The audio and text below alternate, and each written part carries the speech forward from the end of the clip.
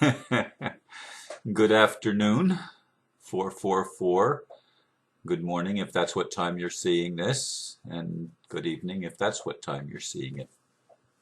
I chuckle because, well, number one, I remember to take the phone off the hook today, unlike yesterday when my wife called near the end of my recording.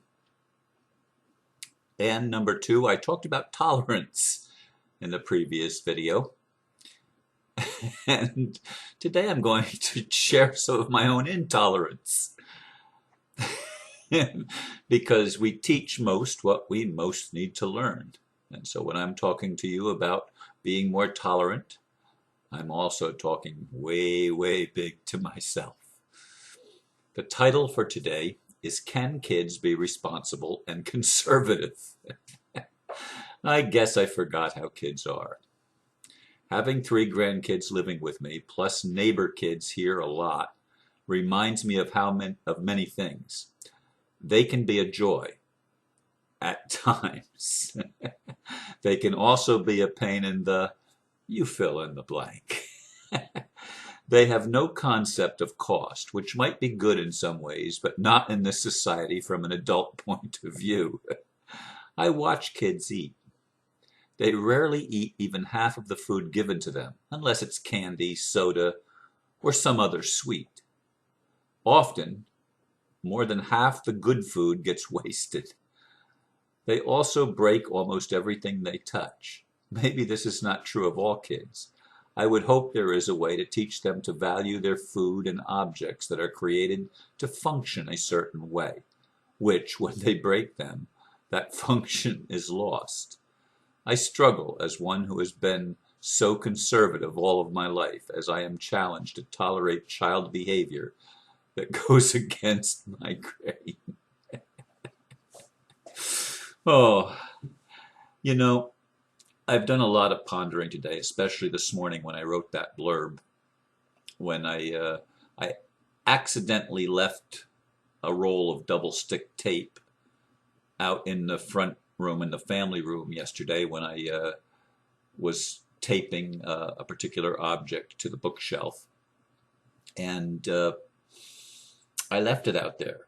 And I come back this morning, I notice, and 3/4 of the roll is gone, wasted, which really pissed me off. And also another object that I happened to leave out there, which I thought was well hidden, but it was found, was laying out in the open, and it had been partially broken. Actually, that was still functional, but a piece of it, the piece that you used to hang it up, had been removed, and I don't know where it went. So these were some of the triggers that I had working this morning. But as I sat here pondering, writing the blurb and pondering what I've been seeing and experiencing since the children came and live here with me. I mean, I watched the other night as their dad bought them a dinner with fried chicken. Now, I know you meat eaters are going to say, well, good for them, because they wasted half of it. I mean, well, it's got blood vessels in it. I can't eat that. And excuses why they can't eat. They love to pick the crunchy stuff off the surface, but they don't eat much of the meat. And they waste, I mean, to me, it's over half of the piece of chicken absolutely wasted. And I go through the garbage because I burn most of my burnable garbage. I go through the garbage and see what's been thrown away. And it amazes me, quite honestly, how much food gets tossed out that, I mean, they take an apple and they'll eat half the apple. And they'll eat around, take bites around, but half the meat of the apple is still there and it's thrown away.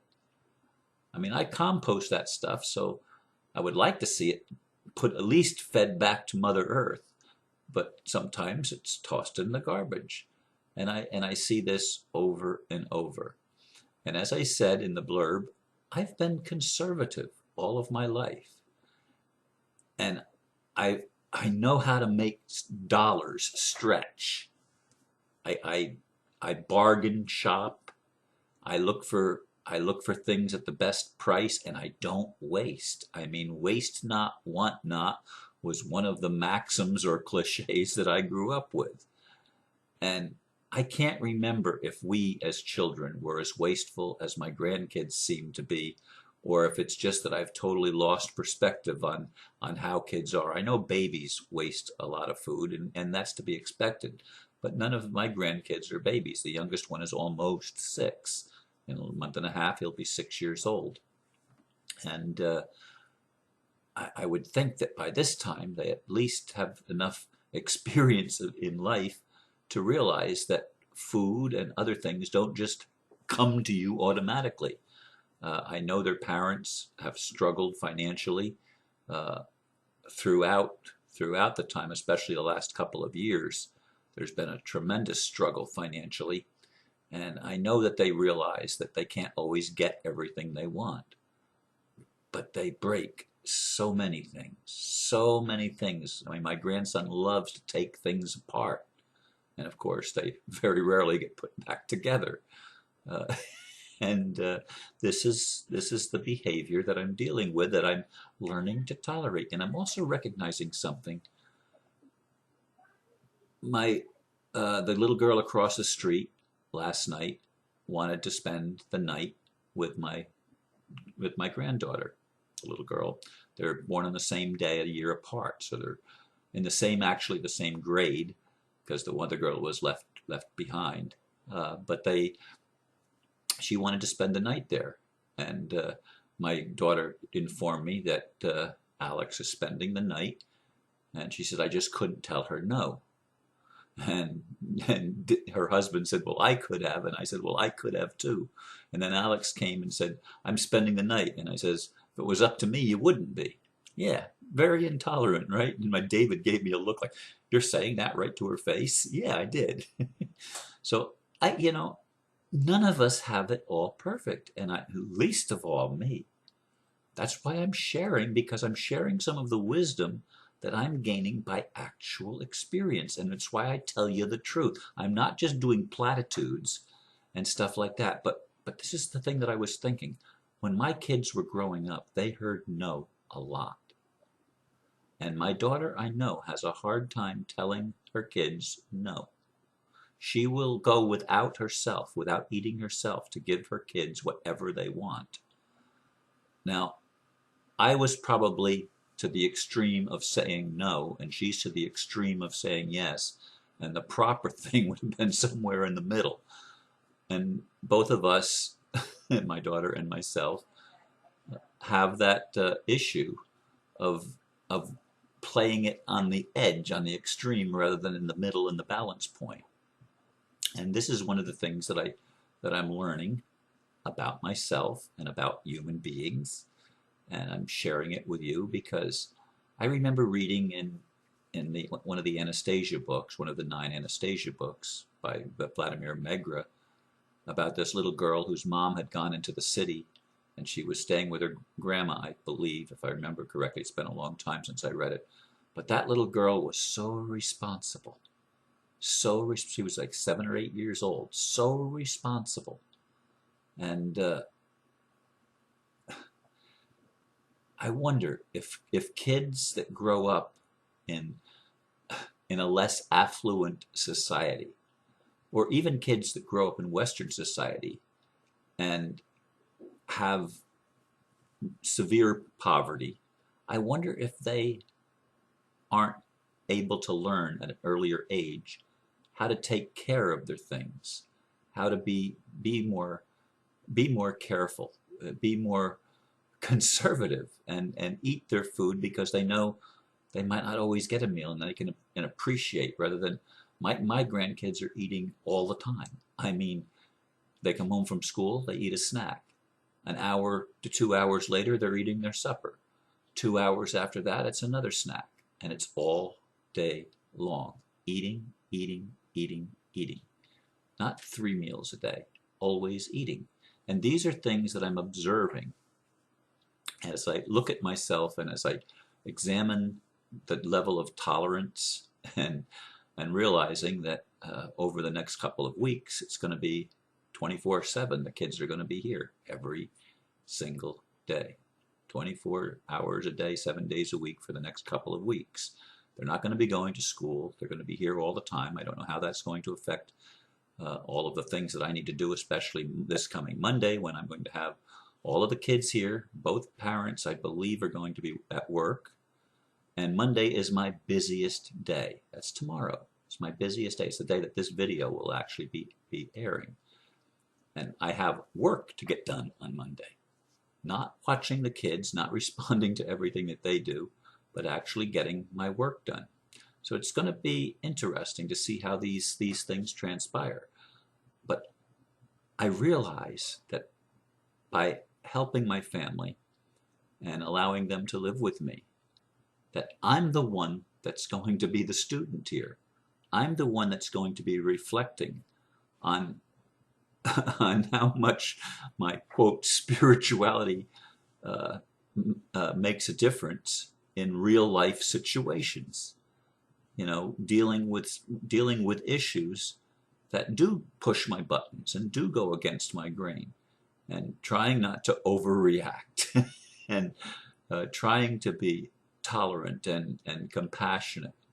I mean, I did some work earlier today using a tool of actually vacuuming up leaves instead of raking them, which is the first time I ever did that. And my grandson, in the early stages of doing that, he wanted to be there to help at where he could, and he'd unzip the bag as we emptied it into the trash container to go out to the garbage man tomorrow that picks up yard waste. But anyway, while he was helping me, he was such a joy, such a pleasure. He was so excited that he was able to help his poppy. And I mean, I've seen this beautiful side of the children, and I've also seen this side that just, it really pushes my buttons and makes me question my own ability to be tolerant. And yet I know they're children. They are children, and maybe I have forgotten. I mean, grandchildren, the blessing of them is you usually can spend a little bit of time with them and see the joy, and then send them home to the parents who have to deal with the real issues. Well, I don't have that anymore. Although I can seclude myself in my end of the house, there's still oftentimes noise going on and things happening on the other end of the house. So I'm sharing this with you, and I do want to bring in the food thing. And as I said in one of the threads today, I don't care what people eat. You can eat whatever you want. And everybody has their reasons for what they eat and don't eat. Some of it's preference. Some of it's just simply patterning and conditioning. That's what we've always eaten. But there are people that recognize the necessity of eating meat still in our culture, and there are those that think meat is absolutely to be forbidden. Now, I don't care, but I do care when people try to tell other people that they're wrong if they eat any meat at all, or if they eat cheese, or if they do this or they do that. That's where it hits the road. That's where it really gets down to brass tacks. Telling other people and thinking that you or I have the right to tell anybody else what they can and can't do, as long as it's, yes, you can't rape people. Yes, you can't murder people. Yes, you can't steal from people. You can't do things that hurt and harm someone else. You can't beat people up and act in violence. You can't violate their free will. But yet with children, they'd have to be trained, and you don't just let them run free. Although some parents do, and I remember reading a week or so ago about a judge that actually dismissed a young man who I believe killed somebody. It might have been an accident. It probably was an accidental death, but the reason that the judge gave was that his parents never taught him the value of things and never taught him any values at all. Money, they were very, very wealthy family, and money was able to buy a suspended sentence basically with probation rather than jail time for, I believe it was an accidental death, possibly a drunk driving situation. I don't remember all the details, but the parents never taught values. Whatever you want to do, you've got it, and there's no limitations. Now we need to learn limitations. We do need to learn how to be responsible and respectful of what belongs to somebody else and of other people's beingness, and learning to share and learning to play nice. These are all things that we learn at an early age, and they have to be taught. They don't just come naturally. In any case, these are some of the ponderings that I've been going through today. I'm in a much better space this afternoon than I was earlier when I discovered 3/4 of that roll of double stick tape was wasted and gone. Uh, but it's an interesting, I think it's an interesting pondering. And if anybody wants to make any suggestions on how best to teach people something, I don't know if there is an easy way, probably not. But I'll listen, I'll consider, and thank you once again for listening. And please, please, let's grow up together, because we all have a lot of growing up to do as a human family. And let's learn to be compassionate, tolerant, and whenever we can, even love one another. Okay? Thanks for listening. Namaste.